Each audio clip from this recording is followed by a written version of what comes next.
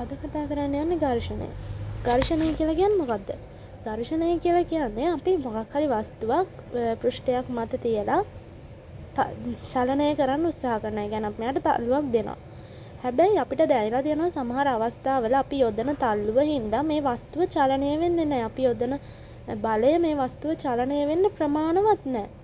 ඒකට හේතුව මේ අපි මේ වස්තුව තියලා තියෙන මේ පෘෂ්ඨය මගින් මේ වස්තුව ඒ පෘෂ්ඨය මත චලනය කරනවට දක්වන අකමැත්ත හින්දා මේ වස්තුවක් පෘෂ්ඨයක් මත තියලා තියෙනවා. අපි ඒකට බලයක් යොදලා තල්ලු කරන්න හදනවා. හැබැයි මේ තල්ලු කරනවට මේ පෘෂ්ඨය කැමති නැහැ. එයා ඒකට අකමැති. ඒ අකමැත්ත නිසා තමයි අපි අර තල්ලු කරාට ඒ පෘෂ්ඨය මත ඒ වස්තුව තල්ලු වෙන්නේ නැත්තේ. ඒකට අපි කියනවා එක් වස්තුවක් තවත් පෘෂ්ඨයක් මත චලනය කිරීමට තැත් කිරීමේදී එම පෘෂ්ඨය මගින් ඒ චලනයට එරෙහිව අපි චලනය කරන්න හදන්නේ මේ දිශාවට නම් චලනයට එරෙහිව යොදනවා බලයක්. චලනය කරන දිශාවට එරෙහිව යොදන බලයකට තමයි අපි ඝර්ෂණය කියලා කියන්නේ. යම් කිසි වස්තුවක් පෘෂ්ඨයක් මත චලනය කිරීමට තැත් කිරීමේදී වස්තුවේ චලනයට එරෙහිව පෘෂ්ඨය මගින් යොදන බලයට ඝර්ෂණය කියලා කියනවා. එතකොට මේ ඝර්ෂණ බලය අපිට ප්‍රධාන වශයෙන් ඝර්ෂණ බලයේ අවස්ථා තුනක් දැක ගන්න පුළුවන්. එකක් ස්ථිතික ඝර්ෂණ බලය, අනික සීමාකාරී ඝර්ෂණ බලය, අනික තමයි ගතික ඝර්ෂණ බලය. ස්ථිතික ඝර්ෂණ බලය කියලා කියන්නේ අපි වස්තුවක් චලනය කරන්න උත්සාහ කරනවා බලයක් යොදලා. හැබැයි ඒ වස්තුව චලනය වෙන්නේ නැහැ.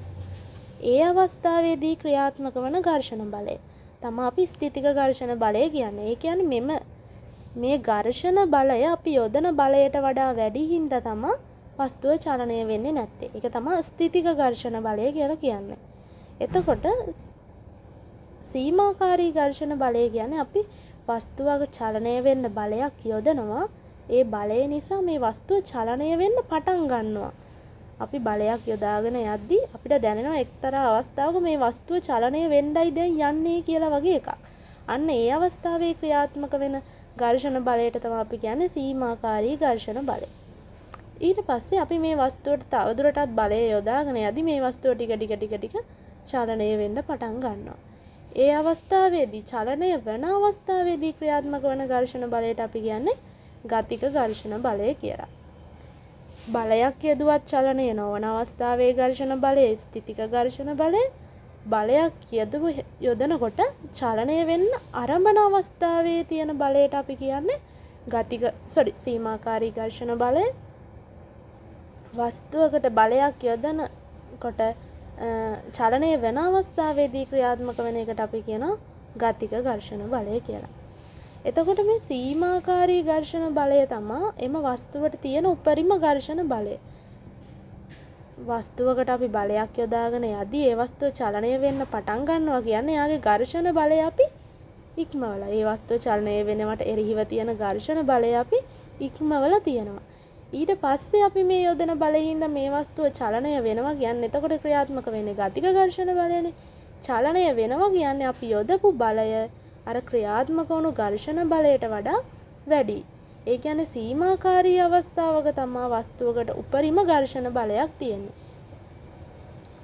එතකොට ඝර්ෂණ බලයේ අවස්ථා තුනයි ස්ථිතික, සීමාකාරී සහ ගතික ඝර්ෂණ බලය කියලා.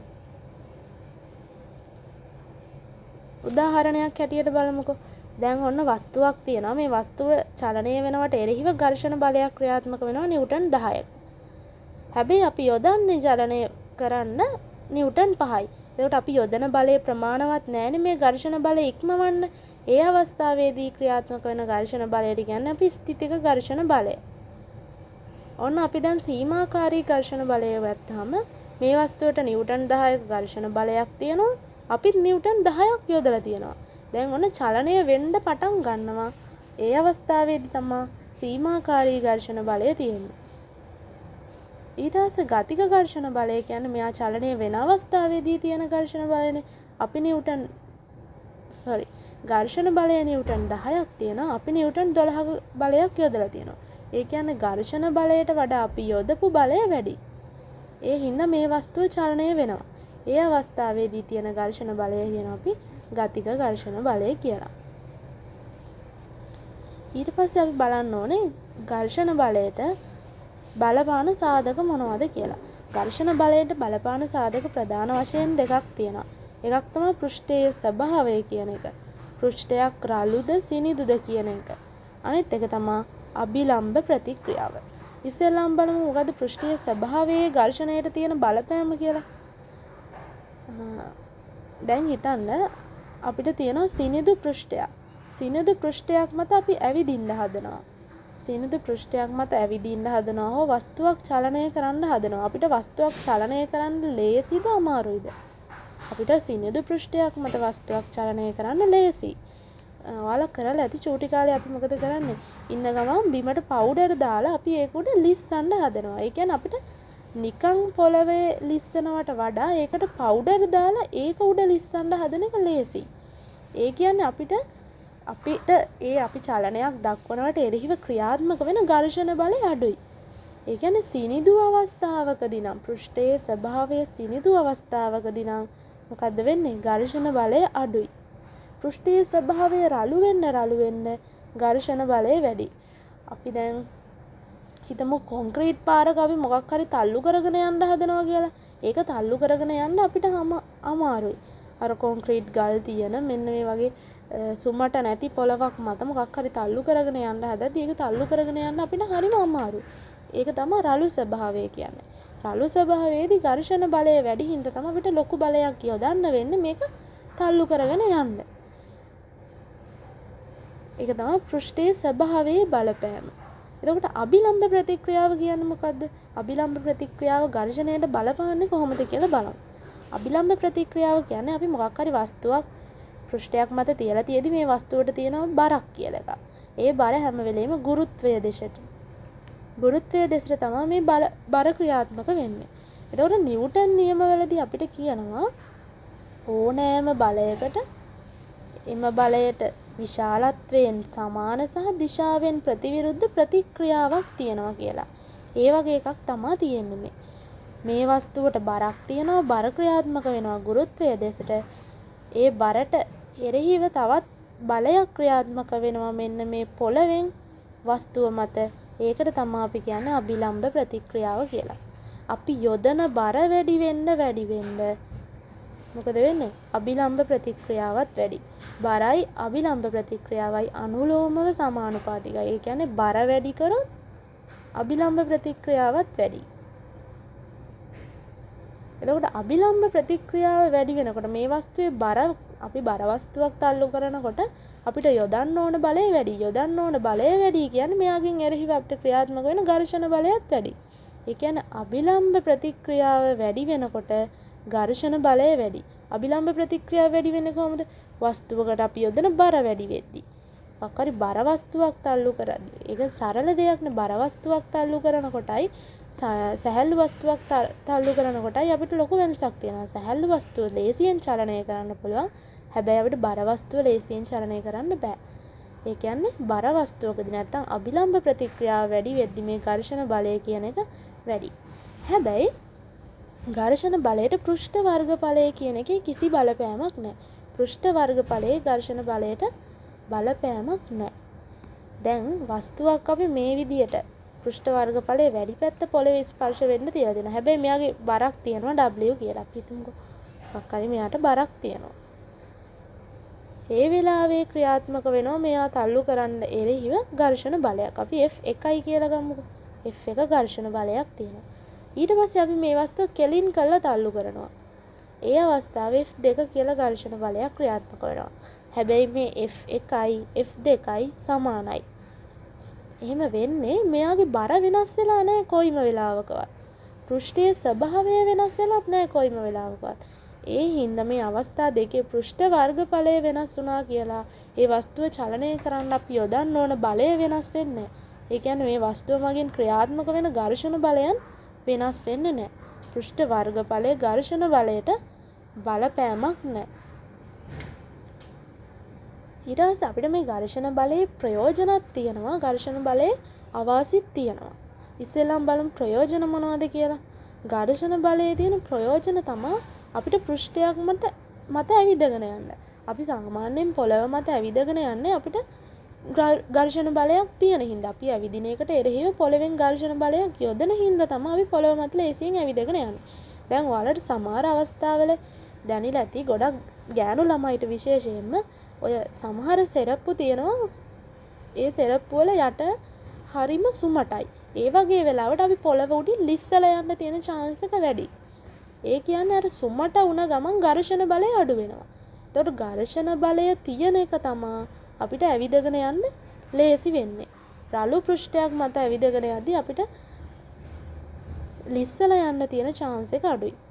එතකොට පෘෂ්ඨයක් මත ඇවිදගෙන යන්න අපිට ඝර්ෂණ බලයේ ප්‍රයෝජනයක් වෙනවා. අනිත් එක තමයි කොහුලණුවක් නිර්මාණය කරද්දී කොහුලණු කියන ඒවා ටිකක් අර රළු ස්වභාවයක් නේ තියෙන්නේ. කොහුලණුවක තියෙන රළු ස්වභාවයක්. දැන් සමහර තවත් අර ලණු වර්ග තියෙනවා නිකන් නූල් වගේ ඒවා. ඒකකින් අපි ගැටයක් ගහනපුවාම ඒ ගැටේ ලෙහෙන්න තියෙන chance එක වැඩි. හැබැයි කොහුලණුවක් රෙදි වනද්දී අපි කොහුලණු පාවිච්චි කරලා තමයි ගොඩක් වෙලාවට රෙදි වනන්නේ. ඒ කොහුලණුවක් අපි ගැට ගහපුවාම ඒක ලෙහෙන්නේ නැහැ. ඒකට හේතුව තමයි කොහුලණුවක් කියන්නේ පෘෂ්ඨ ස්වභාවය රළුයි. ඒ හින්දා ඝර්ෂණය වැඩි. එයාගේ ඝර්ෂණය වැඩි හින්දා ඒක ලෙහෙන්න තියෙන chance එක ගොඩක් අඩුයි. ඊට පස්සේ වාහනයක් පාරේ ගමන් කරද්දිත් ওই විදියමයි දැන් වැස්ස දවස් වලට ගොඩක් වාහන මොකද වෙන්නේ? වාහන ඇක්සිඩන්ට් වැඩි. වාහන ඇක්සිඩන්ට් වැඩි වෙන්නේ මේ පාර වැස්ස හින්දා වතුර පිරීලා හින්දා පාර සුමට වෙලා තියෙන්නේ. එතකොට අර වාහන ලිස්සලා ගිහින් ගස්වල කොහේ හරි වදින්න තියෙන chance එක වැඩි. ඒ කියන්නේ ලිස්සලා යන්න තියෙන chance එක වැඩි. සාමාන්‍යයෙන් වාහනයකට පාරේ ගමන් කරන්න නම් ඝර්ෂණ බලය වැදගත් වෙනවා. ඒකට වාහනවල විශේෂ මේ සැකස්මක් තියෙනවා රෝදවල. අපි කියන රෝදවල කට්ට කපනවා කියලා. දැකලා ඇති වාහන රෝදයක් ගත්තාම ඒකේ ඔන්න ඔහොම කටු වගේ කපලා තියෙනවා. ඒකට තමයි රෝදවල කට්ට කපනවා කියලා කියන්නේ. මේ කට්ට කපලා තියෙන මේ රෝදයේ පෘෂ්ඨය රළු කරන්න. එතකොට රෝදයේ පෘෂ්ඨය රළු වුණාම ලිස්සලා යන්න තියෙන chance එක ගොඩක් අඩුයි. ඇයි? ඝර්ෂණ බලය වැඩි හින්දා. ඒක තමයි වාහන වලට පාරේ ගමන් කරන්නේ. ඊට පස්සේ වාහනයක් අපි බ්‍රේක් එකක් ගහද්දි වාහනයක් නවත්තද්දි දැකලා ඇති වාහනවල රෝදවලට අර තිරිංග පළු සම්බන්ධ කරලා තියෙනවා. එතකොට තිරිංග පළුවයි වාහනයේ රෝදයයි ස්පර්ශ වෙනවා. මේ ස්පර්ශ වෙන පෘෂ්ඨය ගොඩක් රළු වුණොත් තමයි මේ බ්‍රේක් එක හොඳට වැදිලා නවතින්නේ. සීනිදුනොත් මොකද වෙන්නේ? මෙයා ලිස්සලා යනවා. මේ බ්‍රේක් පළුව ලිස්සලා යනවා. එතකොට බ්‍රේක් වදින්නේ නැහැ. ඒ හින්දා තිරිංග යොදා වාහන නැවැත්වීමේදීත් අපිට රළු ස්වභාවය කියන එක වැදගත්. රළුයි කියන්නේ ඝර්ෂණ බලය වැඩි. ඝර්ෂණ බලය වැඩි වෙන එක වැදගත්. එතකොට ඔව තමයි ඝර්ෂණ බලයේ ප්‍රයෝජන. හැබැයි සමහර අවස්ථාවල තියෙනවා ඝර්ෂණය බලය අපිට අවාසි වෙන අවස්ථා. දැන් සාමාන්‍යයෙන් දොරක් අරින වහනකොට නැත්නම් මොන හරි ගොඩක්ම අවස්ථාවල භ්‍රමණය වෙන අවස්ථාවල තමයි මේ භ්‍රමණයක් සිදු වෙන අවස්ථාවල තමයි අපිට ඝර්ෂණ බලය කරදරයක් වෙන්නේ. ඝර්ෂණ බලය වැඩි වුණොත් අපිට හරියට දොරක් සාමාන්‍යයෙන් අරින වහන තැන්වල දොරේ ලොක්වලක් තියෙනවනේ සාමාන්‍යයෙන් අර මෙන්න මෙහෙම ලොක් තියෙන මෙහෙම පල්ලට ඔහොම තල්ලු කරලා අරින්න ඕන ලොක්. ඒ වගේ ලොක් එකක් තියෙන තැන්වල ඝර්ෂණ බලය වැඩි වුණාම කියන්නේ සාමාන්‍යයෙන් මලකඩ වගේ බැඳුණු අවස්ථාවක මොකද වෙලා තියෙන්නේ? පෘෂ්ඨය රළු වෙලා ඉන්න ඝර්ෂණය වැඩි. ඒ වගේ අවස්ථාවක අපිට මේක භ්‍රමණය කරගන්න අමාරුයි. ඒ වගේ ඒවා තමයි අවාසි තැන්. එතකොට අපි ඒ වගේ වෙලාවට මේ ඝර්ෂණ බලය අඩු කරගන්න ක්‍රම යොදනවා. ඒවා තමයි ස්පර්ශ පුෂ්ඨ රළු කරන්න ඕනේ. රළු නෙමෙයි සුමට කරන්න ඕනේ. රළු වුණොත් මොකද වෙන්නේ? ඝර්ෂණ බලය වැඩි වෙනවා. සුමට වුණොත් ඝර්ෂණ බලය අඩු වෙන හින්දා අපිට ලේසියෙන්ම මේ මොකක් හරි වස්තුව භ්‍රමණය කරගන්න ලේසි. ඝර්ෂණ බලය අඩු කරගන්න නම් අපි වස්තු පෘෂ්ඨ සුමට කරන්න ඕනේ. සුමට කරන්නම තමයි මේ මිනිරන් ලිහිසි ද්‍රව්‍ය වගේ අපි මොන හරි ඔයිල් වාහනවලට එහෙම ඔයිල් දාන්නේ. ඔයිල් එහෙම දාන්නේ ඇයි? ඒ ස්පර්ශ පෘෂ්ඨ රළු වුණොත් වාහනවල එන්ජින් එහෙම හරියට වැඩ කරන්නේ නැහැ. එතකොට අපි ලිහිසි ද්‍රව්‍ය යොදනවා. ඔයිල් වගේ වායි මිනිරන් වගේ ලිහිසි ද්‍රව්‍ය පාවිච්චි කරනවා. ආයෙ තව ඔය කැරකෙන තැන් වලට රෝල බෙයාරින් බෝල බෙයාරින් කියලා බෙයාරින්ස් යොදනවා. ඒ වෙනුත් කරන්නේ පෘෂ්ඨ ස්වභාවය සිනිඳු කරන එක නැත්නම් පෘෂ්ඨ ස්වභාවය සුමට කරන එක. එතකොට රළු වුණොත්නේ ඝර්ෂණය වැඩි වෙන්නේ. සුමට වුණොත් ඝර්ෂණය අඩු හින්දා ඒවා ලේසියෙන් කැරකෙන්න පුළුවන්. එතකොට මේ රෝදවල කට්ට කැපීම කියන එක මම මෙතෙන්ට යොදලා තියෙනවා. ඒක හැබැයි පෘෂ්ඨ ස්වභාවය නැත්නම් ඝර්ෂණය අඩු කරගන්න නෙමෙයි ඝර්ෂණය වැඩි කරගන්න තමයි අපි මේ රෝදවල කට්ට කපන්නේ. ඝර්ෂණය වැඩි කරගත්තාම මොකද වෙන්නේ? ඝර්ෂණය වැඩි කරගෙන මෙන්න මේ වාහන වලට පාරේ ගමන් කරගන්න පහසු වෙන්න තමයි රෝදවල කට්ට කපන්නේ. ওই ටික තමයි ප්‍රායෝගිකව මේ ඝර්ෂණයේ පාඩමේ දැනගන්න තියෙන්නේ. සරලව කිව්වොත් ඝර්ෂණය කියන්නේ මොකද්ද? ඊළඟට ඝර්ෂණ බලයේ කොටස් ටික මොනවද? ස්ථිතික සීමාකාරී ගතික කියන්නේ මොකද්ද? ඝර්ෂණ බලයට බලපාන සාධක දෙක මොනවද? කොහොමද ඒ වගේ බලපෑම? ඊළඟට ඝර්ෂණ බලය අඩු කරගන්නේ කොහොමද? ඝර්ෂණ බලයේ ප්‍රයෝජන මොනවද කියන එක.